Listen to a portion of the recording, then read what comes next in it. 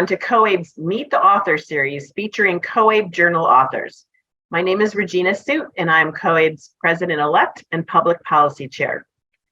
I'm excited today to hear from two of our journal authors from the current edition, Lessons from the Pandemic. Mitchell and Adine, please introduce yourselves. Sure. Good morning. I'm Adine Forman. I'm the Executive Director of the Hospitality Training Academy. We are the training arm of Unite Here Local 11 and our contributing employers. I'm pleased to be here. I'm Mitchell Frieder. I'm the Director of Food and Beverage Training for Hospitality Training Academy. Thanks. So can you tell us why you wrote this article for the COABE Journal? And I'm going to let Adine start and then Mitchell can follow up. Sure. We believe that what we have come up with during the time of the pandemic to shorten the classes that we're offering, particularly regarding prep cook for our employers, is critical to this success of our employers and the success of those we are training. We have shortened the program. We have assessed people coming into the program, and we have really intensified the training while being shortened so that the students are successful when they are placed. And we wanted to share this model with COABE to see if other organizations that do hospitality and food service training would be interested in hearing what we have to say and what we have learned. Yes, with the vetting process that we do helps to start our classes with a stronger cohort. We're filtering out folks who perhaps don't have hand-eye coordination skills, can't handle a knife well. Obviously, they're not going to be good cooks if we put them through a culinary training program. We want to make sure that they have the ability to learn academic material because we're studying a lot of great detail and French terminology, things like this. We want to be able to make sure that since our programs are quite short, that they're able to learn this in a very rapid pace. There are other programs that maybe somebody who learns more slowly would be better suited to. We're looking for people who can step up and really step up to what we are able to do and what we're trying to put forward in our programs. And I would just add that after the pandemic, we have never seen the amount of job orders that we are currently receiving for prep cooks, for line cooks, for other positions in hospitality. And to meet those massive demands of our employers, we have to do something to get folks well trained and into those positions as soon as humanly possible. So it really was a look at our apprenticeship program. We have 3 U.S. Department of Labor registered apprenticeship programs, 3 in the state of California. And we looked at those and saw, what if we train people a little bit less than that, as intensely as we could, so that we could expedite that? And it's been working so far. It's really been working. The employers are very happy with the students that we're bringing to them. Thanks both for those responses. So why don't you share with our listeners how adult education practitioners are going to benefit from reading this, as well how will students then benefit? Sure. We believe that this type of shortened training is really a good model. You know, we have looked at all kinds of prep cook training. Mitchell is an expert and has been teaching in culinary for a very long time. And really, what do students need, both soft skills and hard skills, to be successful?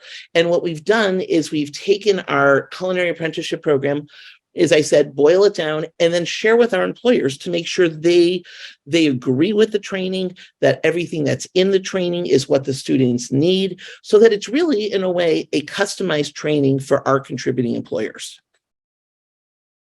And Mitchell, any other thing to jump in here? Yeah, I mean, I think, as we all know, apprentices have a hard time going through a lengthy training. So if we're able to shorten their training program for them and get them to work faster, get some paychecks into their bank accounts more quickly, then it benefits them. The employers, of course, right now are desperate for good employees. So we're able to speed up the process. And as we're able to speed that up, we're able to run cohorts faster and turn more skilled workers out to the workforce. So I think it works just all the way around. I think your article is really intriguing, especially with so much emphasis on apprenticeships and pre-apprenticeships now, and funding available. So I really enjoyed reading your article. What do you think, or what do you hope readers will take away from reading your article? I think with what is going on now post-pandemic, we have to find a way to get people to work. There are some people, facing evictions. The homeless numbers are growing like by leaps and bounds, certainly in Los Angeles and throughout really, I think, the country. And so it's really, I think, on us as training providers to think about how do we get people to work faster and get people there that stick. I mean, it's really all about retention. We see Department of Labor putting out lots of money for dislocated workers. We just found out we won a $3.9 million grant just yesterday on dislocated workers.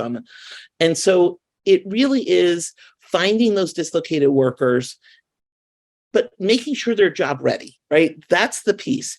You can't train folks that have too much going on, too many barriers in their lives that aren't job ready. So that's where we like to rely on our partners, our American Job Centers, anybody that is dealing with those clients, but can help them get through what they need to get them to the point where they're job ready.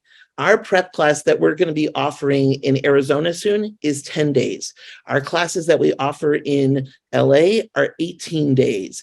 And it really is that kind of quick program that's going to take somebody from living in their car to hopefully getting into some sort of, affordable or transitional shelter, but really to get them, from where they are into a career, not just a job, but a career pathway too.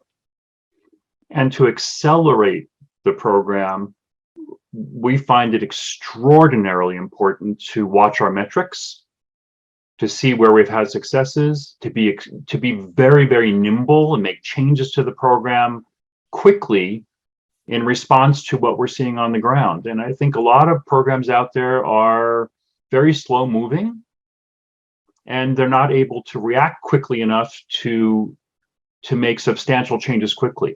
And I think having a team in place, watching those metrics and being ready to make changes really on the fly to increase program success is also an important piece of what we do. And I hope that people hear that and are able to assimilate that into their programs as well. Well, congratulations on receiving that big grant. Really is great. And I think, maybe one of the benefits of the pandemic is having to learn this skill of being nimble and quick and really serving our students in a different way. So I'm just wondering if either one of you have any additional comments that you'd want to share. I think going to your point about being nimble, we put up 48 online classes during the pandemic. We had 0 classes before the pandemic, so online. So it was a huge change for us. But I think that the whole bureaucracy gets in the way, right? And I think that we have been fighting to eliminate a lot of the bureaucracy so that we can really make the changes we need for the employers.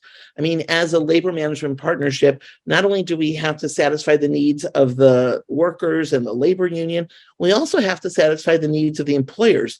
And they don't have time for us to, for somebody to go through a community college program that might be 2 years long at times. Maybe sometimes they do, but right now we have over 200 job orders for cooks.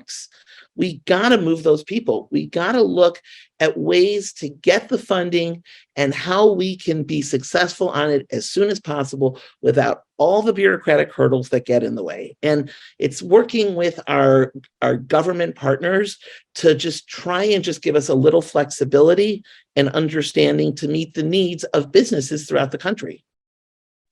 And yes, and I think making sure that the organizations become a little less fearful.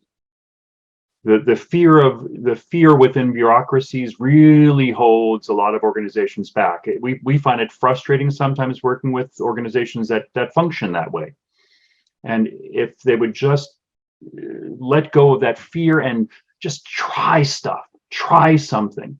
And you don't want to experiment with people's lives, but very careful experimentation with the participants' involvement, with having them on board and say, listen, we're trying this, let's give this a whirl, and get buy-in from your clients. And it really helps to make things move quickly and effectively. So letting go of fear, I think, is a very important thing. And HTA, we're not a fearful organization at all.